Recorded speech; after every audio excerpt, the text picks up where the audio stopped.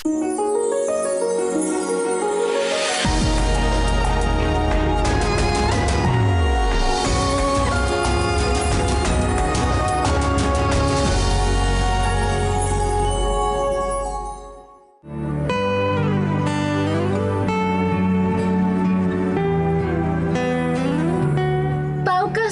terkasih, jika pikiran merupakan medan peperangan yang sulit untuk ditaklukkan. Bahkan dalam Alkitab tertulis, peperangan kita bukanlah melawan manusia secara fisik, melainkan melawan iblis dan roh-roh jahat. Iblis berusaha mendirikan aneka benteng dalam pikiran kita. Namun ada 3 senjata yang bisa kita pakai yang telah Allah sediakan untuk kita, yaitu firman, pujian, dan doa. Jadi sadarilah, Allah juga ikut berperang dan berada di pihak kita. Halo sahabat yang baik, berjumpa lagi di program Terang Kasih. Nah, kita sudah saksikan tadi dalam video pembuka bagaimana peperangan itu ada di pikiran kita. Iya, ya. Di pikiran kita peperangan itu ya. Dan hari ini kita sudah diingatkan supaya kita bisa menang dari peperangan dalam pikiran kita ini. Tema kita hari ini adalah peperangan ada di pikiran kita. Nah sahabat yang baik, mari kita berdoa supaya firman ini benar-benar memerdekakan kita dan kita mau mengalami kemenangan. Mari kita berdoa. Bapa, kami bersyukur Kau mengingatkan kami bahwa peperangan kami di pikiran kami. Peperangan kami bukan melawan darah dan daging, tapi hari ini kami diingatkan untuk kami merubah pikiran kami dan kami mau menang dari peperangan ini. Yang membuka hati kami, siap menerima firman-Mu, di dalam nama Yesusnya berdoa. Amin. Amin. Sebelum kita baca firman Tuhan, mari kita katakan apa kata Tuhan tentang diri kita. Bahwa saya spesial di mata Tuhan. Saya berharga di mata Tuhan. Saya sangat dikasihi Tuhan.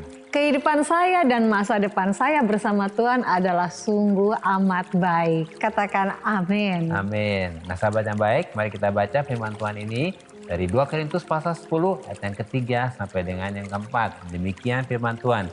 Memang kami masih hidup di dunia, tetapi kami tidak berjuang secara duniawi. Karena senjata kami dalam perjuangan bukanlah senjata duniawi, melainkan senjata yang diperlengkapi dengan kuasa Allah yang sanggup untuk meruntuhkan benteng-benteng. Mari kita baca ayat selanjutnya, 2 Korintus 10 ayat 5 sampai 6. Demikian firman Tuhan. Kami mematahkan setiap siasat orang dan merubuhkan setiap kubu yang dibangun oleh keangkuhan manusia untuk menentang pengenalan akan Allah. Kami menawan segala pikiran dan menaklukkannya kepada Kristus, dan kami siap sedia juga untuk menghukum setiap kedurhakaan bila ketaatan kamu telah menjadi sempurna. Amin. Amin. Ya, jadi peperangan memang di pikiran kita ya. Iya. Gitu ya. Nah inilah yang dilakukan oleh Paulus dalam menjalani kehidupannya dan dalam menjalani pelayanannya sebagai orang beriman. Bahwa meskipun Paulus hidup di dunia ini, tetapi dalam menjalankan kehidupannya, dalam menghadapi tantangan dan masalah yang ada di dunia ini, Paulus tidak berjuang dengan senjata duniawi.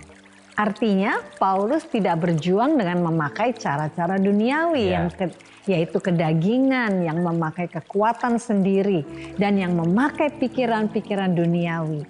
Tetapi dia memakai dengan senjata yang diperlengkapi dengan kuasa Allah, yaitu dengan mengandalkan kuasa Roh Kudus yang sudah ada di dalam Paulus. Ini ada dalam Kisah Para Rasul 1 ayat 8. Jadi senjata yang diperlengkapi dengan kuasa Allah yang dimaksud oleh Paulus di sini adalah kuasa Roh Kudus. Sebab arti kata kuasa atau power adalah dunamis dalam bahasa Yunani, dan akar kata dari dunamis ini adalah dinamit, yang artinya adalah meskipun kecil tetapi memiliki kekuatan dan kemampuan daya ledak yang dahsyat, kuat, dan dapat menghancurkan gunung batu yang besar dan yang keras. Paulus sedang mengatakan bahwa peperangan ada di pikiran kita.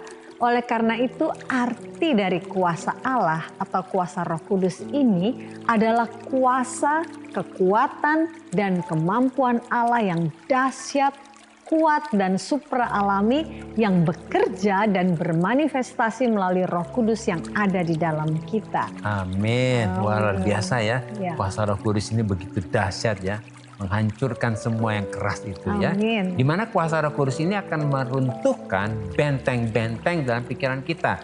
Yaitu ohuroma dalam bahasa Yunani, yang artinya adalah kuasa Roh Kudus menghancurkan dan merobohkan setiap pertahanan dan benteng-benteng yang ada dalam pikiran manusia yang menolak firman Tuhan.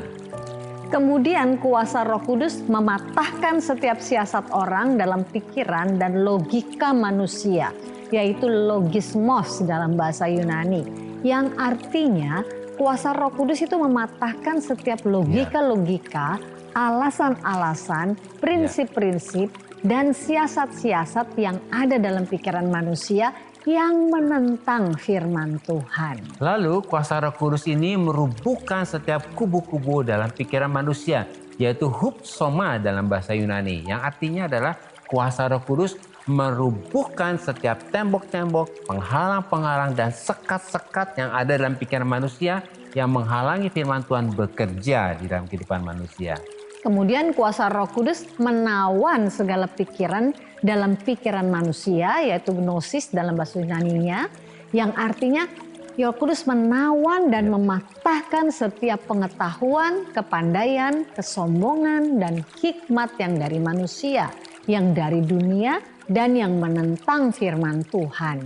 Nah, sahabat yang baik, mari kita baca firman Tuhan ini dalam 2 Korintus 10 ayat 6 dalam versi The Passion Translation. Karena kami menggunakan persenjataan yang sedemikian dinamis, kami siap menghukum setiap jejak pemberontakan segera sesudah kamu memilih ketaatan penuh.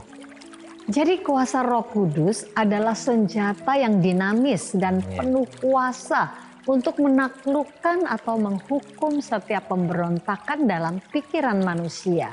Artinya kuasa Roh Kudus akan menaklukkan kepada Kristus semua stronghold, benteng-benteng, kubu-kubu, siasat-siasat, pikiran-pikiran manusia dan dunia supaya takluk kepada firman Tuhan dan Roh Kudus. Amin. Wah, luar biasa ya. Kuasa Roh Kudus membuat semua pikiran yang tidak benar itu takluk pada firman Tuhan. Ya. Jadi melalui renungan ini kita dapat menyimpulkan bahwa peperangan rohani yang sesungguhnya ada di pikiran kita. Karena iblis sudah bertahun-tahun membangun kebohongan dan ketidakpercayaan dalam pikiran kita yang bertentangan dengan firman Tuhan. Jadi hanya kuasa Roh Kudus yang adalah senjata yang dari Allah, yang berkuasa untuk menawan segala pikiran manusia dan menaklukkannya kepada Kristus, yaitu kepada firman Tuhan dan Roh Kudus. Amin. Ya, sahabat yang baik, saat ini ingat ya bahwa sungguh peperangan itu ada di pikiran kita. Dan sahabat yang baik, kalau ada dari kalian yang memiliki beban permasalahan, tekanan hidup, minta didoakan atau ingin bersaksi seputar kehidupan rohani, silakan DM, komen, atau kirim video ke Instagram @terangkasih_rtv. Jangan kemana-mana, pastikan tetap ada di Terang Kasih.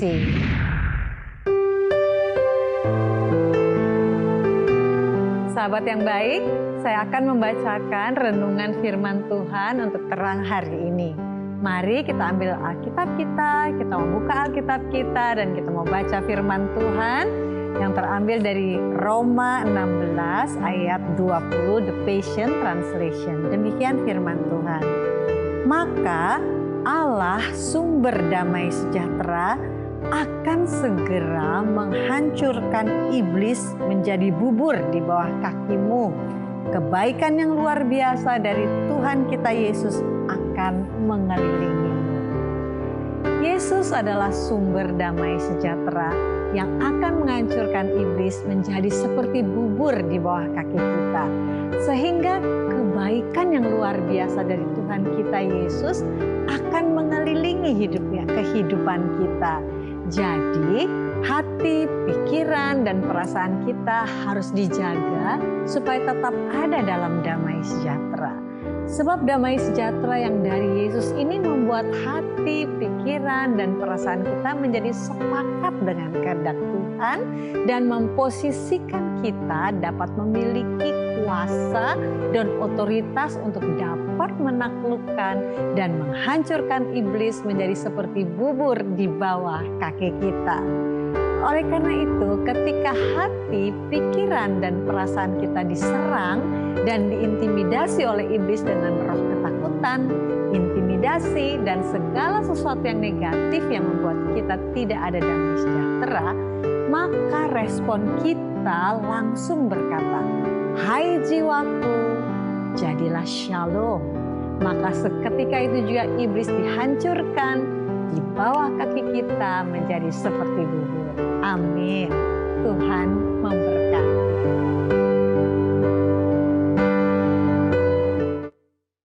Nah sahabat yang baik, ini ada beberapa DM yang masuk. Kita akan baca salah satunya dari Kristal Firmawan.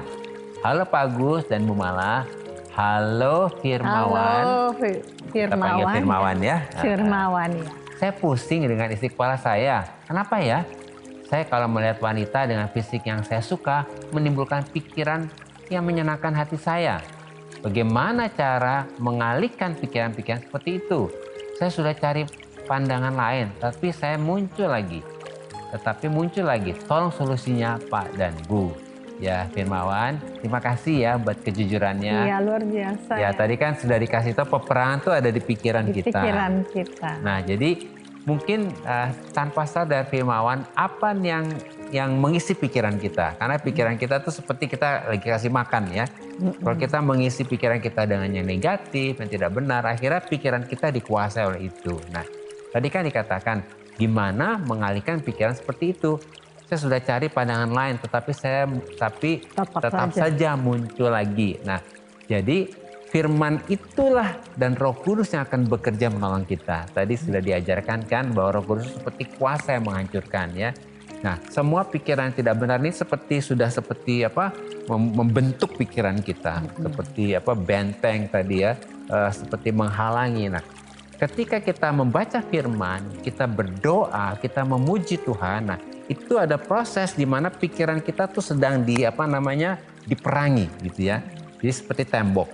Kalau sekali pukul mungkin tidak bisa langsung hancur. Tapi ketika kita setia kita pukul sampai ada titik tertentu, tembok itu akan retak dan runtuh. Nah jadi caranya adalah banyak membaca firman Tuhan dan merenungkan firman Tuhan. Kemudian firman itu diperkatakan bahwa pikiranku adalah pikiran Kristus.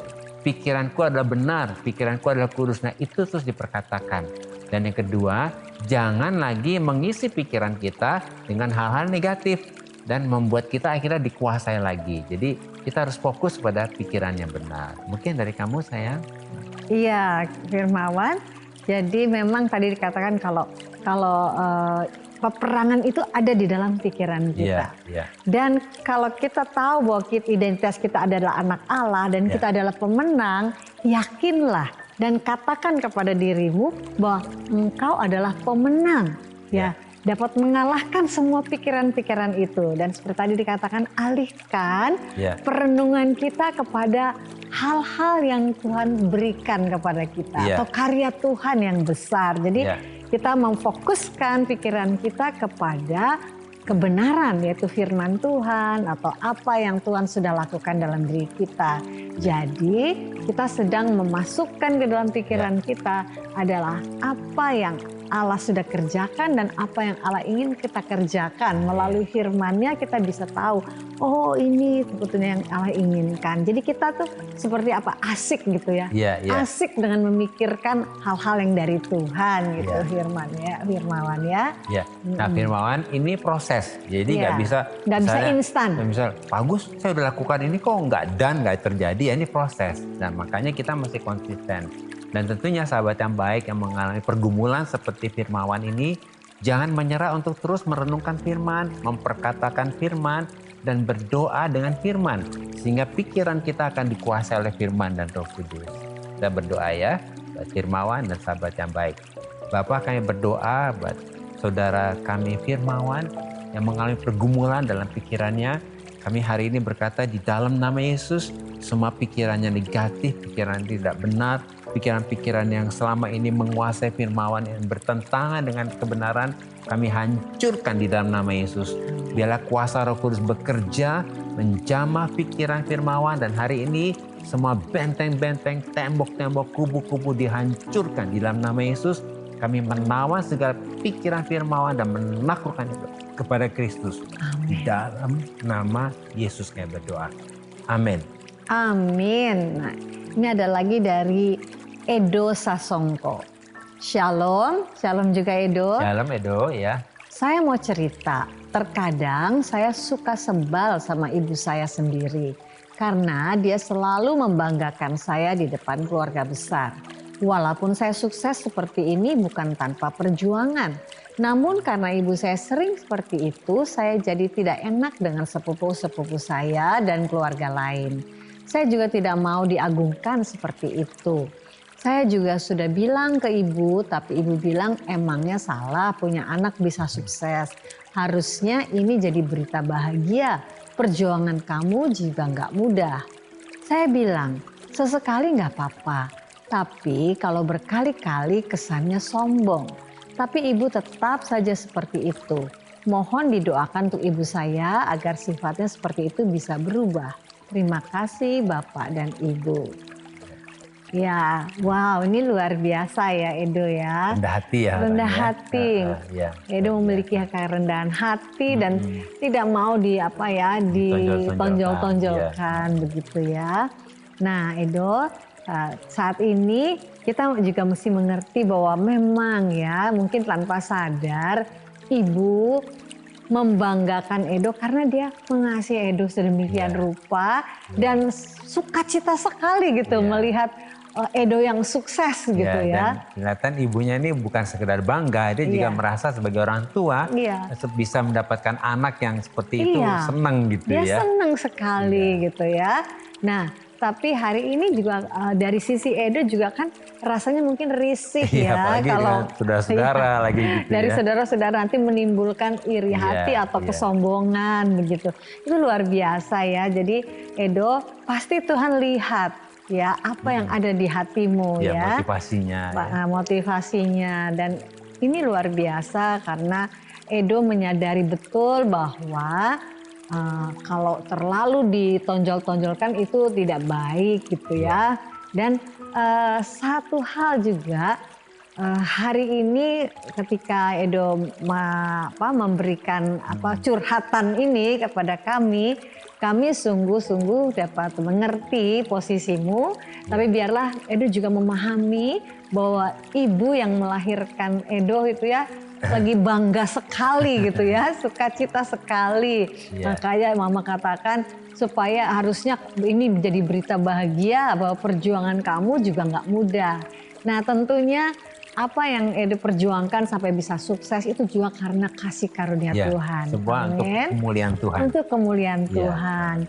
Mungkin kalau misalnya ibu lagi sedang menceritakan sesuatu, Edo bisa tambahkan bahwa semua ini bukan aku loh, tetapi ini karena Tuhan memberikan anugerah kepada. Jadi fokusnya bukan kepada Edonya, tapi kepada Tuhan yang besar. Tuhan. Dan ini juga bisa menjadi satu kesaksian buat orang-orang sekitar dan bahkan juga untuk keluarga bahwa Edo menyatakan bahwa ini semua karena Tuhan dan Tuhan dipermuliakan melalui kesaksianmu ya.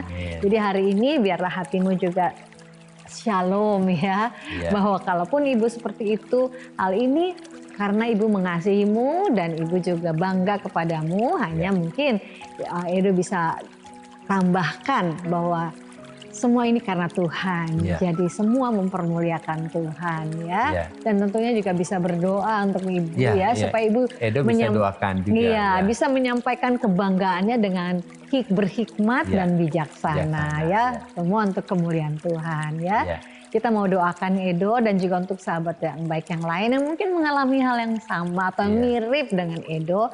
Kita mau datang ke Tuhan, kita percaya bahwa Allah Bapa kita baik sekali dan ingin bahwa kehidupan kita ini kesaksian, menjadi kesaksian dan mempermuliakan nama Tuhan. Ya, kita berdoa. Ya. Bapa Surgawi, sungguh kami bersyukur Amin. kepadamu Amin. Amin. bahwa saudara kami kekasih Edo ini Amin. Tuhan, dalam kerendahan hatinya dia tahu Tuhan bahwa dia tidak mau untuk menjadi sombong atas kesuksesannya. Bapa, kami bersyukur Tuhan, Engkau sendiri yang menjagai hatinya. Dan biarlah Tuhan, kalaupun saat ini Edo berkata bahwa ia sungguh Tuhan tidak mau untuk ditonjol-tonjolkan atau ditinggikan sedemikian. Kami mau Tuhan, kami berdoa saat ini biarlah Edo menjadi satu kesaksian yang hidup bahwa apa yang dia capai selama ini semua berasal dari kasih karunia Tuhan. Dan kami berdoa juga untuk ibu daripada Edo Tuhan yang sangat mencintai Edo, sangat bangga akan Edo. Tuhan beri kepada ibu ini Tuhan satu hikmat dan kebijaksanaan untuk menyampaikan semua apa yang selama ini dia utarakan dengan bijaksana dan penuh hikmat. Sehingga mendatangkan kemuliaan semata-mata hanya bagi-Mu ya Allah. Terima kasih Bapa, kami percaya Roh Kudus menolong Edo, menolong ibunya Tuhan untuk menyatakan kemuliaan Tuhan melalui kesaksian hidup Edo yang dibawa dalam kesuksesan ini. Terima kasih Tuhan semua karena anugerah-Mu dan pertolongan daripada-Mu. Demikian juga kami bawa sahabat-sahabat yang baik yang lain mungkin memiliki hal yang mirip dengan Edo. Kami bawa di hadapan-Mu, kami berkata biarlah semua kesuksesan kami, kemenangan kami, apapun yang ada dalam diri kami Tuhan, semua ini untuk kemuliaan-Mu. Biar pikiran kami, perasaan kami, semuanya itu hanya selalu sepakat dengan Engkau supaya Engkau dipermuliakan. Terpujilah bagi nama Tuhan. Dalam nama Yesus kami berdoa dan mengucap syukur. Amin. Nah sahabat yang baik, terima kasih buat respon dan DM-DM-nya kepada kami dalam program Terang Kasih ini. Terima kasih ya. Dan saat ini mari kita kembali diingatkan sesuai dengan renungan kita. Hal-hal apa yang perlu kita ingat supaya kita mengerti bahwa peperangan ada di pikiran kita.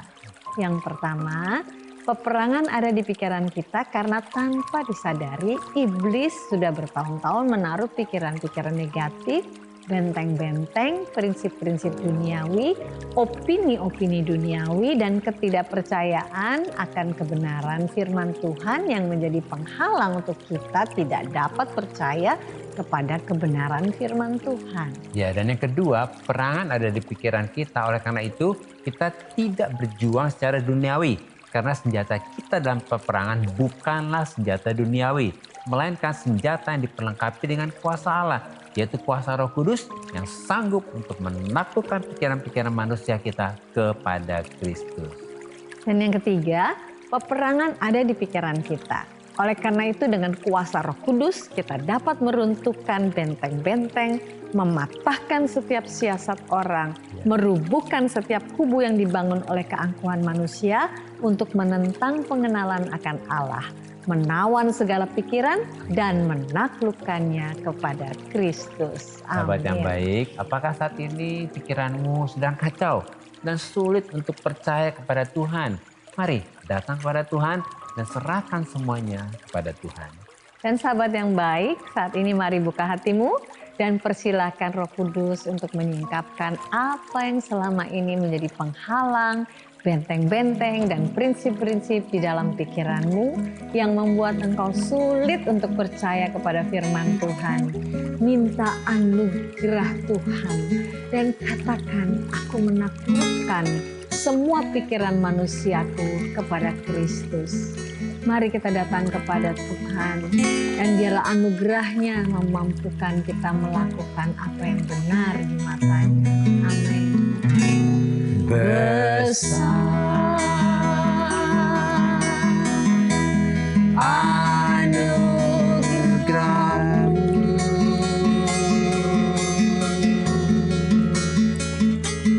besar